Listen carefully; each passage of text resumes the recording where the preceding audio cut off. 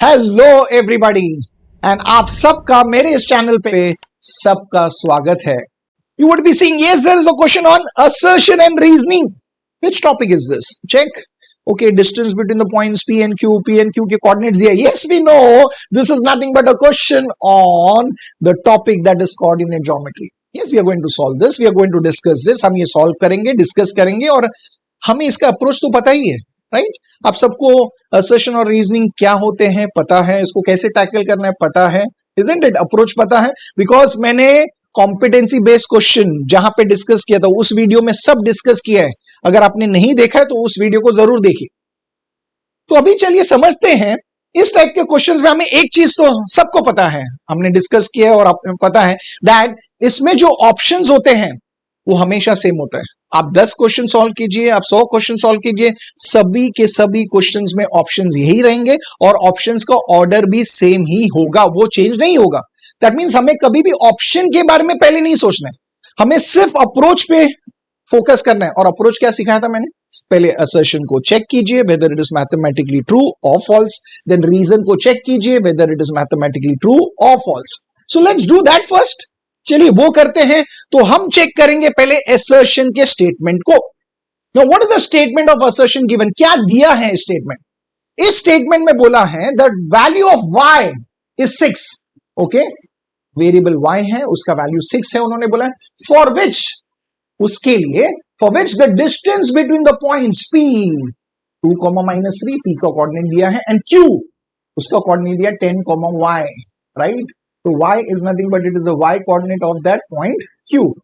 बोला इन दोनों के बीच में डिस्टेंस जो है, that is distance between p and q, हमें मिलेगा 10 दिया है। That distance between p and q 10 है। फॉर दिस कंडीशन, ये कंडीशन के लिए हमें y की वैल्यू मिलेगी 6, ऐसा बोला है। सो कंडीशन क्या दिया है? हमें कंडीशन ये दिया है that distance between p and q, that means in short pq is equal to 10 units, ऐसे हमें दिया हुआ है। और ये कंडीशन को यूज करके उन्होंने बोला है हम जब भी सॉल्व करेंगे तो हमें y की वैल्यू मिलेगी 6। तो आपको चेक करना है मैथमेटिकली सही है गलत है, मतलब हमें सिर्फ इतना चेक करना है कि y की वैल्यू 6 आएगी या नहीं आएगी। ओके, तो आप बोलोगे PQ, ये जो है डिस्टेंस फॉर्मूला यूज करते हैं, PQ का डिस्टेंस फाइंड करते हैं and let's check whether solve करने के बाद हमें उस इक्वेशन से y की वैल्यू 6 मिलती है या नहीं, राइट? फाइंड करेंगे y का value, right? But let me tell you, हमें सिर्फ चेक करना है ना ये 6 सही है या गलत है। तो हमें फाइंड करने की जगह पे सिर्फ क्या करना है, हमें ये चेक करना है। Very easy, this other approach है, so this is where you need to be smart. अभी सुनिए ध्यान से। तो हमें चेक करना है 6 सही है या गलत है। तो हम PQ का वैल्यू डिस्टेंस फाइंड करके उस इक्वेशन में सॉल्व करके y फाइंड नहीं करेंगे। y तो हमें दिए, हमें चेक करना है वो सही है गलत है। तो y को सब्स्टिट्यूट कर लेते हैं ना, y की जो वैल्यू है 6 वहां पे सब्स्टिट्यूट करते हैं, राइट? और चेक करते हैं PQ का डिस्टेंस 10 आता है क्या। अगर 10 आया मतलब y की वैल्यू 6 वो सही है, अगर 10 नहीं आया मतलब y की वैल्यू 6 वो गलत है। Is this clear? That's how it becomes easy rather than solving that equation. Just substitute and see, because हमें सिर्फ चेक करना है y is equal to 6 सही है नहीं, राइट? तो अगर हम उसको सब्स्टिट्यूट करते हैं दैट मींस हम चेक करेंगे p की कोऑर्डिनेट तो दिए हुए हैं 2, -3, q का कोऑर्डिनेट हम लेके चेक करेंगे 10, 6, ये हम चेक कर रहे हैं, ये हम सब्स्टिट्यूट कर रहे हैं। ओके, दैट मींस हम इसके बेसिस पे चेक करेंगे हमें distance between p and q 10 आता है या नहीं। चलिए चेक करते हैं। That's the approach, that's the way you do it. Okay, now अब योर डिस्टेंस फाइंड करना है। Distance between p and q, you will say distance formula, it will be under root of x2 - x1 the whole square plus y2 - y1 the whole square. Yes, okay. आप किसी को के coordinate को भी x1 y1 और दूसरे को x2 y2 ले सकते हैं, right? Now I would say I'm going to take the value of the coordinate of p as x1 y1, the coordinates of q as x2 y2. So when I say x2 minus x1 the whole square, difference of the x coordinate, so I'm saying starting from q, so I'll say 10 minus 2, 10 minus 2. I'm not going to write everything. मैंने बोला है आपको सब steps लिखने नहीं है, हमें presentation के लिए मार्क्स नहीं मिल रहे हैं। So जितना शॉर्ट में लिखे, जितना हमें समझना है वही लिखिए रफ में, right? So 10 minus 2, that means we are saying it is nothing but 8 square. plus 6 minus of minus 3. That means it is 6 plus 3. 6 plus 3 is how much? It is 9. Okay, 6 plus 3 is 9, so we get 9 square. What is that? 8 का square है 64, 9 का square है 81. What do we get here? What do we get here?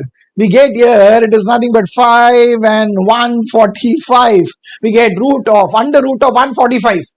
Now tell me here, is this सही? क्या ये सही है? नहीं, बिकॉज अगर हम 6 y की वैल्यू 6 सही होती तो हमें PQ का जो वैल्यू है वो मिलता 10, बट क्या हमें 10 मिला? नहीं मिला. दैट मीन्स ये जो दिया हुआ है, राइट, रिमेंबर y की वैल्यू 6 है, ये हमने चेक किया और हमें पता चला ये नहीं आता है. That means we are saying that this statement is false. Wasn't this easy? Very easy. हमने ज्यादा कुछ मेहनत भी नहीं किया, बट याद रखना इसमें इंपॉर्टेंट चीज क्या था? चेक करना. हमें सिर्फ चेक करना है y इज इक्वल टू 6 सही है या गलत. हमें y की वैल्यू फाइंड करते नहीं बैठनी है. Now that's the smartness which you need to use. Remember that. That's the best part. And as a teacher, when we are explaining this type of question, we need to make the child smart by using this kind of tricks so that they will be fast at solving this. Okay. And as a child, you understood how we are solving this, right? That means we understood the assertion is false. Now let's look at the reason. Reason क्या बोल रहा है? Distance between two given points. Okay. एक point है x1, y1 and the other one is x2, y2. Okay. A का coordinate x1, y1, B का coordinate x2, y2 is given by. Then they say AB is under root of x2 minus x1 the whole square plus y2 minus y1 the whole square. Now what is this? This is nothing but distance formula. And you will see ये तो सही है. That means you are saying the reason here is true. So what did we identify here? We got a very simple thing. That assertion जो है, जब भी हमने assertion solve किया तो हमें ये पता चला कि assertion is false. And we came to know that the reason is true. अभी हमें पता है दोनों में से अगर एक भी false हुआ, so हमारा correct option is going to be from C or D. Okay, assertion is false. Let's check. Option number C क्या है? It says assertion is true, but reason is false. No, that's not correct. Let's check the D1. Assertion is false, but reason is true. Yes, that's correct here. That means इस question के लिए answer है, correct option है option D. Wasn't this easy? Very, very, very easy, right? Yes. तो आप बोलोगे अभी तो आप हमें कोई भी क्वेश्चन दे दीजिए based on assertion and reasoning and based on this topic you will say we are very confident, right? Okay, very, very, very confident, isn't it? So और भी सम्स ऐसे देखिए.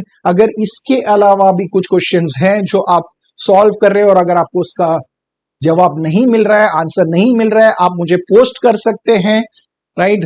मेरा जो आईडी है जहां पे आपको मेल लिखना है और वो पूछना है, आप वो डाल सकते हैं. That is there in the description. So आप देखिए उसे, वहां पे आप भेज सकते हैं and I will revert to it.